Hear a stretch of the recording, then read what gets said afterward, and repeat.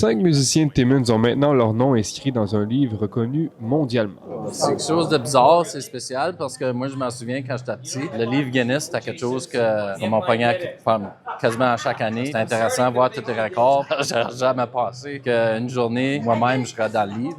Stéphane Bérubé et son compagnon de scène, Norm Dwyer, tirent une grande fierté de leur exploit, surtout que très peu de records se retrouvent dans la version papier du livre et encore moins sont accompagnés d'une photo.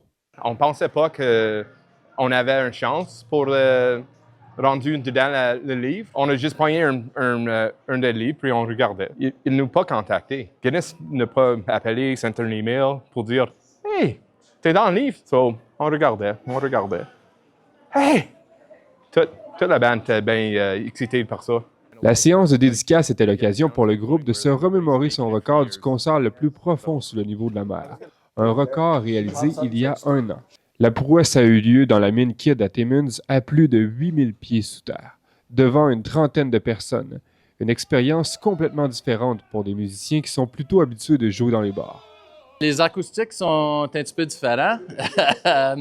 C'est bizarre. Tout est bizarre. C'est en dessous de la terre, t'es 9000 pieds plus en dessous de la terre. Selon le géant minier Glencore, sa mine Kidd est la plus profonde mine de métaux de base au monde, avec près de 9900 pieds de profond.